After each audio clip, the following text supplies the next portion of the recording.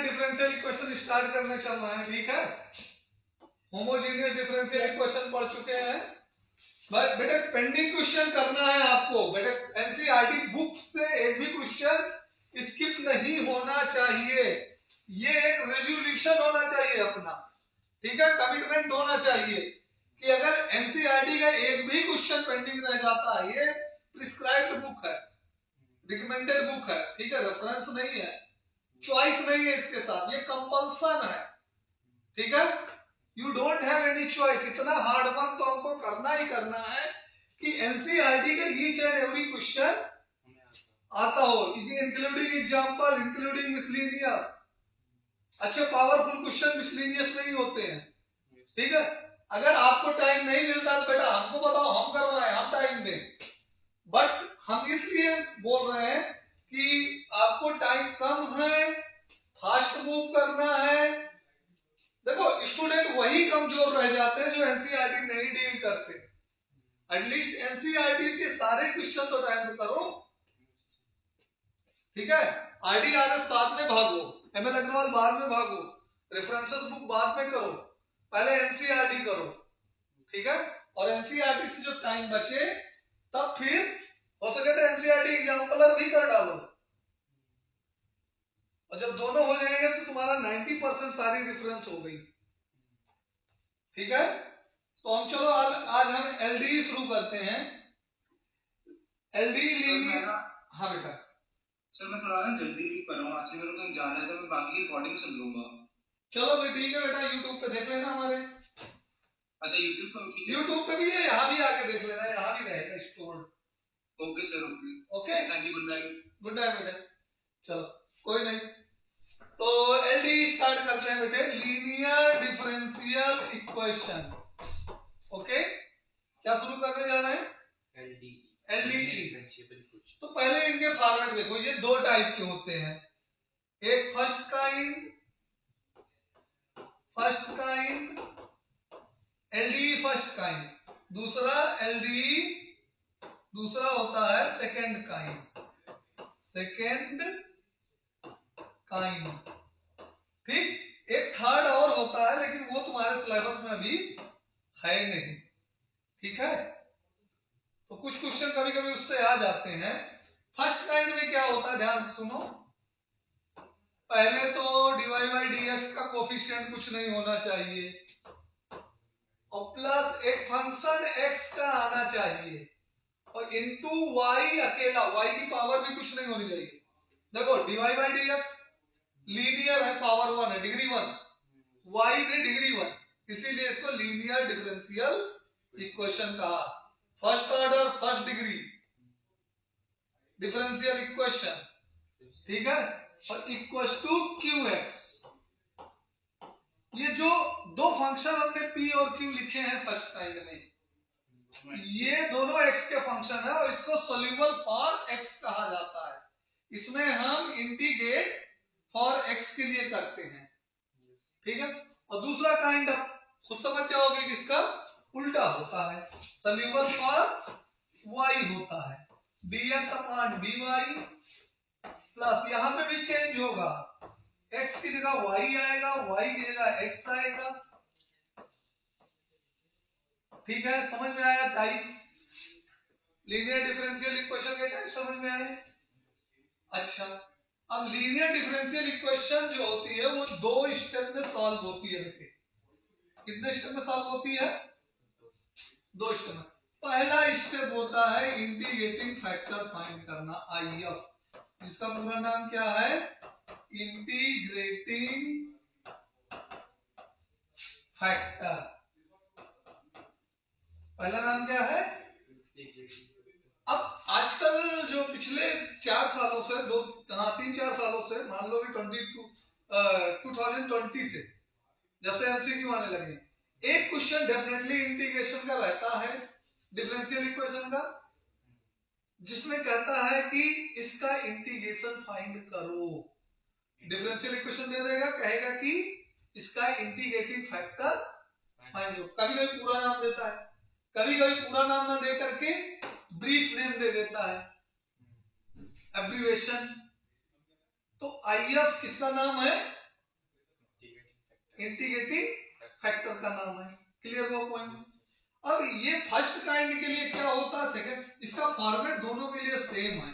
First kind के लिए क्या है, फर्स्ट काइंड के लिए है एक्सपोनेंशियल px dx, ठीक है। और सेकंड काइंड के लिए क्या हो जाएगा, बस वेरिएबल चेंज होगा, integration of e p by p है, integration of e power exponential py dy, ठीक है। दोनों टाइप का क्लियर हो गया, ठीक है। ये क्या है, ये इंटीग्रेटिंग फैक्टर है। नेक्स्ट इंटीग्रेटिंग फैक्टर के बाद आता है जनरल सॉल्यूशन, और इसको कंप्लीट सॉल्यूशन भी कहते हैं। मतलब कि इस स्टेप में आंसर कंप्लीट हो जाएगा, या तो जीएस कहो या तो सीएस कहो। जीएस मींस जनरल सॉल्यूशन और सीएस मींस कंप्लीट सॉल्यूशन, दोनों एक ही चीज है, ठीक है, चाहे जीएस का है चाहे सीएस। तो ये फर्स्ट काइंड के लिए क्या है, फर्स्ट काइंड के लिए देख लो, फर्स्ट काइंड के लिए है y into D X, Y into I F. अब फर्स्ट काइंड में फर्स्ट काइंड वाला ही आई एफ यूज करेंगे बेटा, यानी सेकंड काइंड वाला आई एफ यूज करेंगे। क्लियर? फर्स्ट काइंड का सॉल्यूशन लिख रहे हैं तो पीछे हमने फर्स्ट काइंड का आई एफ भी बताया है, ठीक है। आई एफ फर्स्ट काइंड का है और ये आई एफ सेकंड काइंड का है। तो और equal to I F integration of I F into Q X और डी एक्स, ये इंटीग्रेशन हो गया, और प्लस कांस्टेंट सी। ये कंप्लीट सॉल्यूशन है। अगर इसी इंटीग्रेशन को पूरा सॉल्व कर दोगे तो डिफरेंशियल इक्वेशन का कंप्लीट सॉल्यूशन कहलाएगा। और जनरल किस लिए कहलाएगा, जिसमें कांस्टेंट लगा हो वो जनरल है, जिसमें कांस्टेंट ऑफ इंटीग्रेशन हो वो क्या है, जनरल है। तो ये क्या कहलाता है, कंप्लीट सॉल्यूशन या जनरल सॉल्यूशन। दूसरा क्या है, सेकंड काइंड के लिए कैसे करेंगे, सेकंड काइंड के लिए क्या करेंगे, ध्यान से देखो, केवल वेरिएबल चेंज होने में x इंटू आई एफ। अब सेकंड वाले में आई एफ कौन सा होगा, आई एफ सेकंड वाले का होगा, आई एफ सेकंड वाले का होगा, जेन्युइन है, equals to I F into इस बार क्यू आई आ जाएगा बेटे, क्यू वाई डी वाई और plus constant of integration C. अच्छा, ये चीज प्रोसेस देखने में जितना इजी लग रहा है, ठीक है, कि दो ही चीज निकालनी है और दो चीज निकालने के बाद सॉल्व कर देंगे, लेकिन सबसे डिफिकल्ट इसका टास्क क्या है, इसको पहचानना, इस फॉर्मेट को, चाहे वो फर्स्ट काइंड का हो असेंबल करना पड़ेगा, चाहे सेकंड, हाँ इसमें असेंबल करना पड़ सकता है मेनी प्लेसेस पे, ठीक है। इसको रीफॉर्म करना, ये किसी दूसरे फॉर्मेट में दिया रहेगा, इसको रीफॉर्म करना, इसकी सबसे बड़ी टेक्निक क्या है, इसको सेटल डाउन करना, रीअरेंज करना और इस फॉर्मेट में ले आना मैनिपुलेशन के बाद, ठीक है, क्लियर है। और बड़ा कंफ्यूजिंग होता है सेपरेबल वेरिएबल से लीनियर इक्वेशन, ठीक है। होमोजेनियस से तो क्लियरली डिफरेंट दिखेगा, होमोजेनियस से क्लियरली डिफरेंट दिखेगा, क्योंकि ये लीनियर है, इसमें तो डिग्री अलग दिखेगी ही दिखेगी, ठीक है। y की डिग्री फर्स्ट काइंड में 1 रहेगी, dy by dx के साथ कुछ कोफिशिएंट, इसका स्टैंडर्ड फॉर्मेट है बेटा, ये जो है कौन सा फॉर्मेट है, स्टैंडर्ड फॉर्मेट है। तो इसको कभी हमको भूलना नहीं है इन फॉर्मेट को, ठीक है। इसका बेटा समझ रहे हो ना? Yes sir. हाँ, तो ये फॉर्मेट बहुत इंपॉर्टेंट है, ठीक है, और इनको रिकॉग्नाइज करना, आइडेंटिफाई करना, ये सबसे बड़ा टास्क होता है इसमें, ठीक है। तो लेट अस स्टार्ट। तो हमको करना क्या होता है, सबसे पहले हमको इक्वेशन को मैनेज करना होता है और स्टैंडर्ड फॉर्म में ले आना होता है, फिर कंपेयर करके px और qx को नोटिफाई करना होता है, नोट करना होता है, उनको नोटिफाई करेंगे, ठीक है, नोट कर देंगे, ठीक है, क्लियर है। अगर सेकंड काइंड का हो तो पी वाई क्यू वाई हो जाएगा नोटिफाई। उसके बाद नोटिफाई जो करने, P है वो पॉलिनोमियल है, जो Q है क्वाड्रेटिक है। हाँ नहीं यहाँ पे फंक्शन ऑफ पॉलिनोमियल नहीं, कुछ भी हो, कैसा भी फंक्शन है, PS QS are the function of X, function of X है, ठीक, किसके फंक्शन है, एक्स के हैं, ओके। तो ये फंक्शन सेकंड काइंड में यही फंक्शन होंगे वाई के, ठीक है। उसके बाद तुरंत बाद हम क्या करेंगे, आइडेंटिफाई करने के बाद आईएफ कैलकुलेट कर देंगे, आईएफ इक्वल टू पीडीएस। अब आईएफ में भी अपना एक इंपॉर्टेंट रोल होता है, कहां पे लॉगरिथम आएगा, कहां पे एक्सपोनेंट घटेगा, ये बहुत बड़ा टास्क होता है। ये जितना देखने में इजी लग रहा है ये इतना इजी होता नहीं है, इसको भी मैनिपुलेट करना होता है। अभी लास्ट स्टेप में क्या आता है, वाई इंटू आईएफ, ये फर्स्ट काइंड का लिख रहे हैं वापस से, और IF into QX dot DX और प्लस सी, फिर इस इंटीग्रेशन को खत्म कर देते हैं, ठीक है, क्लियर है। तो एक क्वेश्चन ले हम, सर एक बार क्वेश्चन लेना ही पड़ेगा, ऐसे समझ नहीं आएगा। हाँ ऐसे नहीं समझ में आया, क्वेश्चन ले लेते हैं, क्वेश्चन ले ले रहे हैं हम, ठीक है। देखो ध्यान से, क्वेश्चन हमारा क्या है, dy by D x plus 1 upon y upon X equal to E power X. Sir ये तो क्लियरली विजिबल है। ये दो क्वेश्चन ले रहे हैं, एक क्वेश्चन हम करेंगे, एक क्वेश्चन आप लोग करोगे, ठीक है। दूसरा लिख रहे हैं dy by D X equal plus y equal to sine X. अब देखो ध्यान से, दोनों फर्स्ट काइंड की एलडी हैं, ठीक है, दोनों इक्वेशन, एक को हम पूरा कंप्लीट करेंगे, दूसरे को आप लोग करोगे, ठीक है। दोनों क्या है, फर्स्ट काइंड की एलडी है, कंपेयर कर लो, D Y by D X, ये हमेशा लिखेंगे बाई कंपेयरिंग, ऑलवेज हमें लिखना है जब फुल सॉल्यूशन करें, केवल इंटीग्रेटिंग फैक्टर एमसीक्यू में आएगा तो नॉट इशू, अदरवाइज हमको लिखना है बाई कंपेयरिंग, ठीक है, बाई कंपेयरिंग, ठीक है। Standard LD, standard first kind LD, नाम में मेंशन करो कौन सी एलडी है, अगर ये काइंड नहीं लिखते हो तब चलता है, ठीक है, by comparing standard first kind LD. PS कितना दिख रहा है, 1/x, हाँ पीएस कितना दिख रहा है, 1/x नजर आ रहा है, क्यूएस कितना दिख रहा है, 2x e की पावर x दिख रहा है। अच्छा पी हमने क्या बोला, अभी हमने बोला पीएस क्यूएस नोटिफाई कर लिया हमने, नोट डाउन कर लिया। इसके बाद नेक्स्ट टारगेट क्या है, इंटीग्रेटिंग फैक्टर। इंटीग्रेटिंग फैक्टर कैसे निकालते हैं बेटे, इंटीग्रेटिंग फैक्टर निकालते हैं IF equal to exponential PS dx, ये फार्मूला है बेटा, ठीक, ये क्या है, फार्मूला है। तो इसमें px की वैल्यू रख दो, e power integration 1/x dx। Sir if की वैल्यू x आ गई, लो तुमने बता दिया, तुम एक्सपर्ट स्टूडेंट हो हमारे, ठीक है, वेल डन बेटे।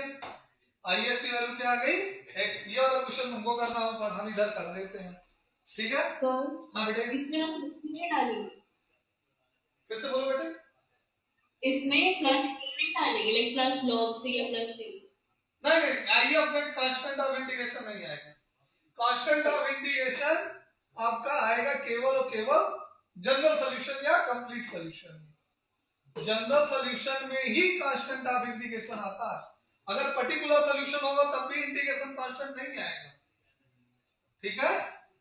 बट अगर ये जनरल पूछा जाता है, एमसीक्यू में पूछ लिया जाता है, पर्टिकुलर सॉल्यूशन में किसी डिफरेंशियल इक्वेशन के पर्टिकुलर सॉल्यूशन में कितने कांस्टेंट ऑफ इंटीग्रेशन होते हैं, जितना उसका हाईएस्ट ऑर्डर होगा, नो पर्टिकुलर सॉल्यूशन कर रहा भैया, कोई इसमें 0 जीरो होता है, जनरल में जितनी हाईएस्ट ऑर्डर होती है उतने कांस्टेंट ऑफ इंटीग्रेशन आएंगे, लेकिन पर्टिकुलर सॉल्यूशन में जीरो होगा, पर्टिकुलर सॉल्यूशन। इंटीग्रेटिंग फैक्टर में भी कोई इंटीग्रेटिंग कांस्टेंट तो जनरल सॉल्यूशन का फॉर्मूला क्या है बेटे?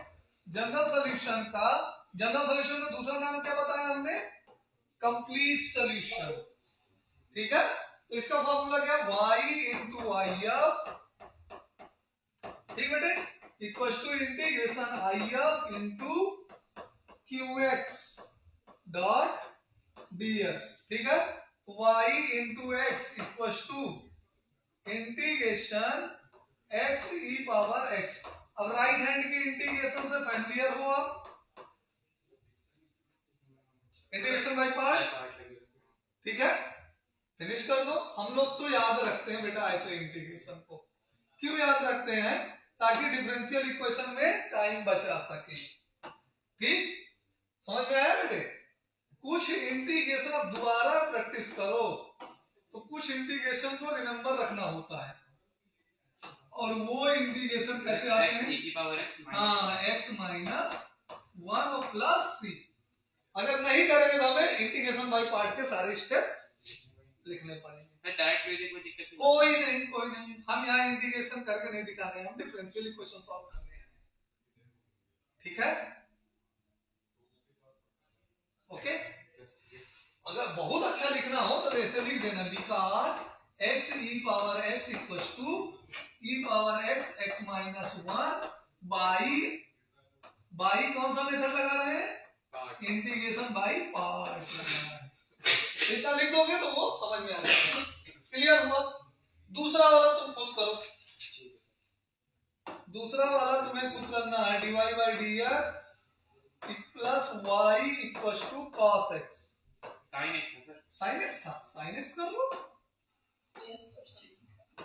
अच्छा, जल्दी से पी एक्स और क्यू एक्स की वैल्यू को बता दो। हाँ बेटा, लास्ट का फाइनल। हाँ लिख लो यस, जल्दी से। हमको पी एक्स और क्यू एक्स की वैल्यू बता दो, वो हम नोट करके लिखना है। px की वैल्यू है 1 और qx की वैल्यू है sin x। पी एक्स की वैल्यू 1 आ गई, आपको दिख रहा है, और क्यू एक्स की वैल्यू sin x आ गई। Sine x. अच्छा बेटा, अगर ये लॉन्ग आंसर का क्वेश्चन है 3 मार्क्स का, तो जैसे हमने पहला क्वेश्चन कराया, हर स्टेप लिख के by comparing standard linear differential equation first time.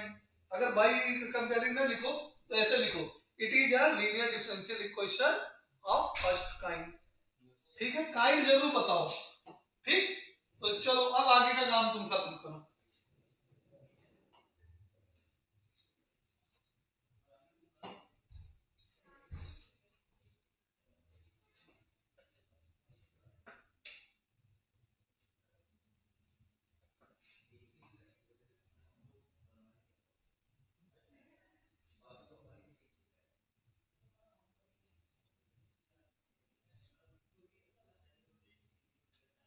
इसका भी इंटीग्रेशन याद होना चाहिए, हमने कराया है अच्छे से। e power A X sine X sine B X D X क्या था? e power A X upon A square plus B square bracket A sine X plus B cos B X. Plus था कि minus था? Check कर लो अच्छे से, हम भूल गए, हमें बड़ा कंफ्यूजन होता है इसमें। तो पूरा सॉल्व ही कर लो इसे। हाँ अभी तो कर लो, अभी कर लो। हम इसमें डाउट में है, इस वाले इंटीग्रेशन में ये रिजल्ट हमें डाउट में रखता है।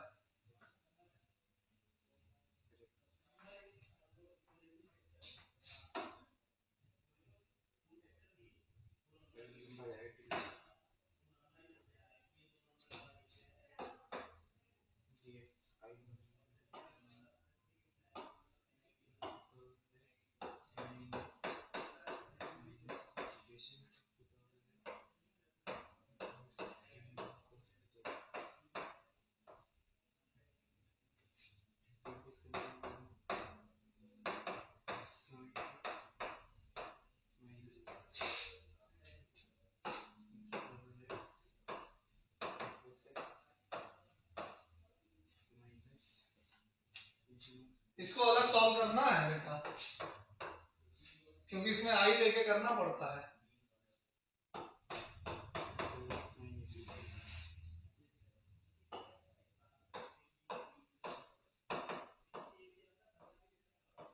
वो वाला इंटीग्रेशन याद कर लो अच्छे से जो हम बोल रहे थे।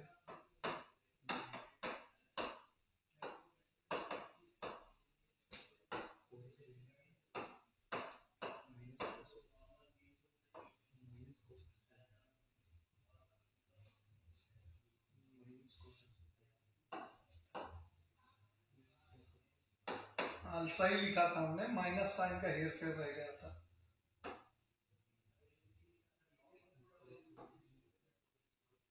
साइन का इंटीग्रेशन माइनस का आता है ना, साइन का इंटीग्रेशन माइनस का आता है।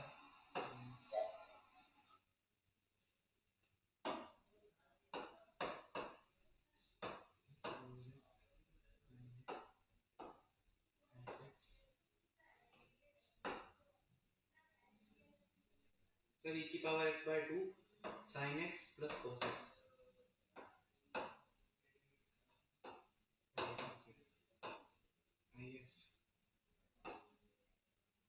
साइन एक्स माइनस ई पावर एक्स, और ये कितना हो जाएगा, साइन एक्स, ये हमारा आई हो जाएगा। सर e की पावर x कट सकता है क्या? कहाँ का e की power x plus constant c तो है, डिवाइड होगा वो, इसमें क्या आ जाएगा, e पावर x, यहाँ पे आएगा a, ये a वाला जोन है, और यहाँ आएगा, यहाँ से b स्क्वायर, ये b वाला जोन है। अभी उस फार्मूले को हम लिख पाएंगे, ये आ गया sine x minus cos x, बस यहाँ के लिए तो यही हो गया। i2 है ना, तो बाई 2 भी तो होएगा। हाँ 0.2 है, तो यहाँ पे फार्मूला करेक्शन हम लिख पाएंगे, a square upon b square, ये आ जाएगा b sine bx minus a cos bx, कितना आएगा यहाँ से,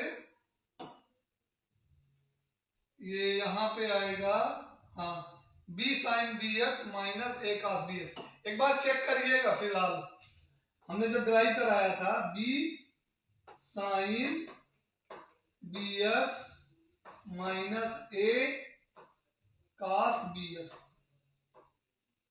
परहैप्स यही सही होना चाहिए। सर ये मेरा तो प्लस में आ गया। कौन सा प्लस में आ गया तुम्हारा? सर इंटीग्रेशन ये, हाँ integration,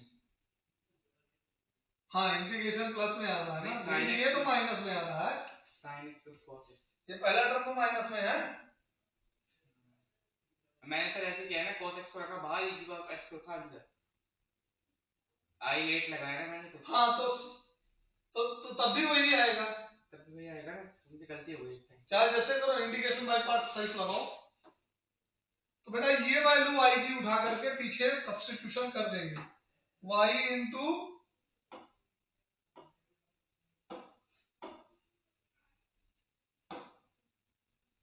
y into e power x equal to E power x upon 2 sine x minus cos x और प्लस c, समझ में आया?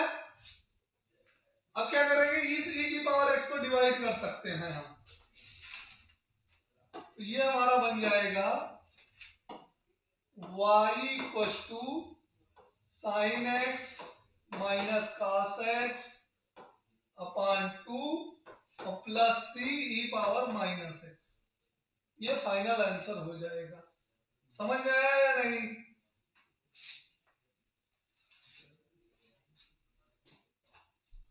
बोलिएगा। सर c माइनस x को c डैश ले सकते हैं? e की पावर माइनस x हो गया ना, a प्लस c में डिवाइड करेंगे ना, वो तो ठीक है, पर c डैश ले सकते हैं कि उसमें यही लिखना पड़ेगा? देखो e की पावर माइनस x का वेरिएबल है, ये फंक्शन है, और c कांस्टेंट है, तो दोनों मल्टीप्लाई होगा, तो ये कोफिशिएंट में है। तो हाँ, अगर यहाँ पे 2c होता या kc होता, कुछ और नंबर होता, तो हम उसको न्यू कांस्टेंट कंसीडर करते, लेकिन ये यहाँ पे जो है फंक्शन है, ये जो रेड वाला है, ये इतना फंक्शन है, तो उसको नया कांस्टेंट क्यों लेंगे हम? ठीक है वो वेरिएबल है, वो फंक्शन है, ठीक है, तो उसको कांस्टेंट नहीं लेना है, ठीक है। हाँ, नाइस क्वेश्चन बेटा। ऐसे कोई भी डाउट रहा करो तो विदाउट हेजिटेशन पूछा करो, ठीक। हाँ बोलो, आपका क्लियर है? लीनियर डिफरेंशियल इक्वेशन समझ में आ गया? तो डिफरेंशियल इक्वेशन हमारी तरफ से खत्म है। खत्म। हाँ, हम तो एक ही क्वेश्चन पढ़ाते हैं, बाकी तो सारे डाउट वाले पढ़ाते हैं। 9.2 खत्म करके फिर 9.3 शुरू करी थी अभी। अब कितना तेज चलना हो तुम्हारे ऊपर डिपेंड करता है बेटे। कर लूंगा तो सर। हाँ कर ले, हम तो यही चाहते हैं। एक क्वेश्चन और देते हैं एलडी का ही, देखो कौन सा एलडी बनता है। क्वेश्चन है वाई, अभी तो बता दिए हम कि ये वो एलडी का है, लेकिन अगर ना बताते तो कैसे पहचानते? ध्यान से देखो, डीएक्स सबसे पहले ये कौन सी एलडी होगी ये सोचने को पहले देखो सेपरेबल वेरिएबल हो पाएगा क्या? दोनों डीएक्स है तो फिर तो डीएक्स बन जाएगा। नहीं, एक डीवाई है, दोनों डीएक्स नहीं है, एक डीवाई है, दूसरा वाला डीवाई है। इधर उधर से सॉल्व। हाँ इधर उधर करेंगे, लेकिन किसके लिए करेंगे ये यहीं से पता चलेगा। फर्स्ट टाइम क्यों? y पावर 1 है क्या? हाँ, तो कौन सा काइंड बनाएंगे? सेकंड काइंड बनाएंगे, ठीक है। तो क्या बनेगा? dx बाई dy होमोजीनियस तो हो नहीं सकता, क्योंकि यहाँ पे y स्क्वायर है, यहाँ 1 है, यहाँ होमोजीनियस तो है नहीं। सेपरेबल वेरिएबल जाएगा नहीं, दो जगह dy है, ठीक है। तो ये हमारा dx by dy equal to क्या आ गया? dx by dy equal to x plus 2y square upon y, ठीक है। ये होमोजीनियस तो है नहीं, यहाँ पे पावर 2 है, यहाँ 1 है, यहाँ 1 है। होमोजीनियस देखने का एकदम आसान तरीका, हर जगह डिग्री सेम होनी चाहिए, क्लियर है। तो ये होमोजीनियस सेपरेबल में से कर सकते हैं। सेपरेबल कैसे करोगे? ले जाओ, अगर इसको नीचे y के साथ ले आओगे तो ये x कहाँ जाएगा? ये प्लस वाला x कहाँ जाएगा? सेपरेबल में हो तो अल्टीमेटली किसमें जाएगा? ये एलडी में जाएगा, ठीक। यही तो एलडी की सबसे बड़ी ब्यूटी है। और एलडी का दूसरा नाम क्या मालूम है? Bernoulli equation. एलडी को क्या कहते हैं? जो फिजिक्स में बर्नौली थ्योरम पढ़ते हो 11th में, वही नाम है, ठीक है। बर्नौली इक्वेशन के नाम से एनसीईआरटी में लिखा है, ढूंढ के कल अंडरलाइन करके लाके हमको दिखाना, ठीक है।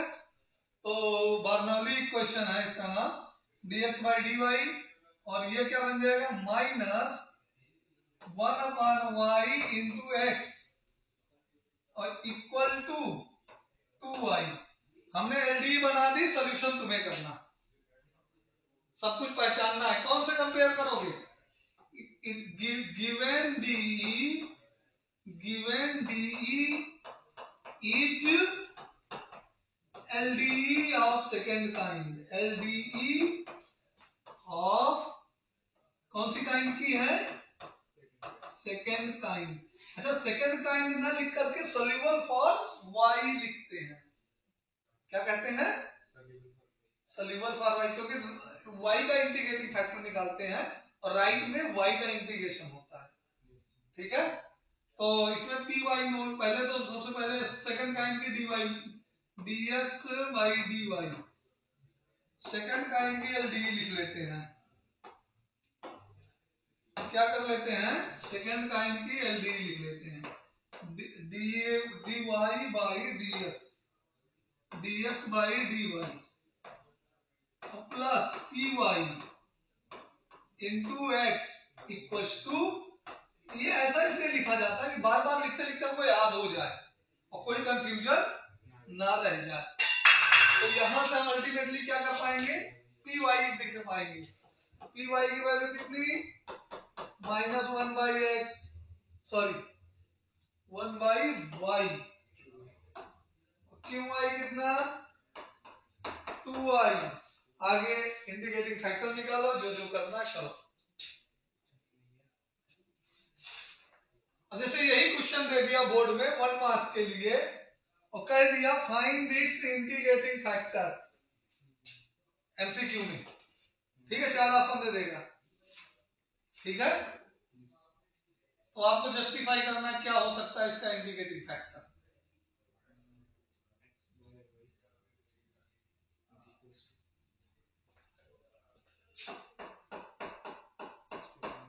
IF 1/x आया,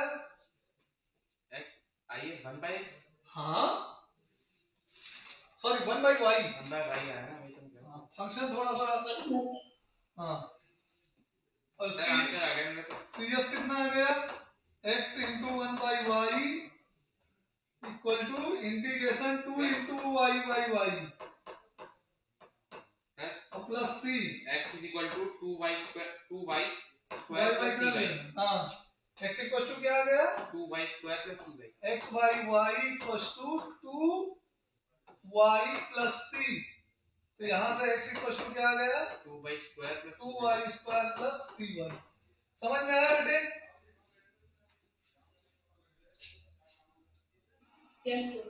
कोई दिक्कत, नो सर। तो बेटा डिफरेंशियल इक्वेशन हमने खत्म किया। अभी हम मतलब कि अभी चैप्टर कंटिन्यू रहेगा, लेकिन मेरी तरफ से खत्म है। अभी मिसलीनियस एक्सरसाइज कराना है और पीछे के सारे डाउट, आगे के सारे डाउट, लेकिन सारे क्वेश्चन आपको अटेम्प्ट करने हैं। हमने जो मूल मंत्र दिया है इसका मतलब ये ट्रम्प कार्ड है एनसीईआरटी, लेकिन एनसीईआरटी ट्रम्प कार्ड नहीं है।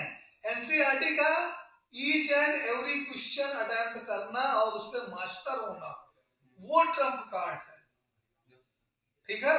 और एस कार्ड हमारा है, ट्रम्प कार्ड का एस कार्ड है एग्जाम्पलर सहित एनसीईआरटी, ठीक है, एनसीईआरटी सहित एनसीईआरटी एग्जाम्पलर, ये ट्रम्प कार्ड का एस कार्ड है, ठीक है। ऐसे इसको समझो, तो ये बातें ध्यान रखोगे तो तुम्हें कहीं दिक्कत ही नहीं आएगा। एक क्वेश्चन हम और देते हैं बचे हुए टाइम में, बचे हुए टाइम में आंसर देंगे। हाँ बचे हुए टाइम में ही आंसर लेंगे हम तुमसे। y dx, ये 9.5 का क्वेश्चन नंबर 11 है, क्वेश्चन नंबर 11 है y dx plus x minus y square dy, same question है क्या ये, नहीं थोड़ा सा डिफर है, अलग है सर, ऑलमोस्ट सेम से। हाँ थोड़ा सा डिफर है, बाहर का माइनस अंदर कर दिया, अंदर का प्लस बाहर कर दिया। अब इसका सॉल्यूशन निकाल के दिखाओ, इसमें हमें कुछ नहीं करना, जब तुम लोग कर के बताओगे with in 4 minute.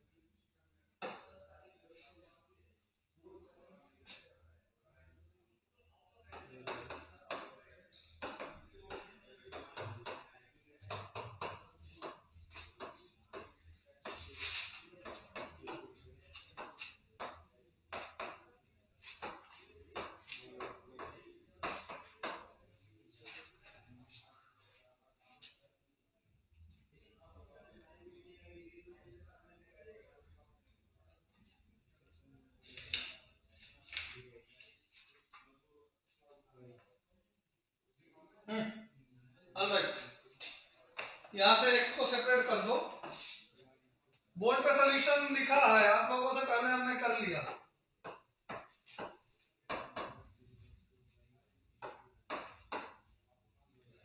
x equal to y square upon 3 plus c upon y, ठीक है। सर y क्यूब आएगा।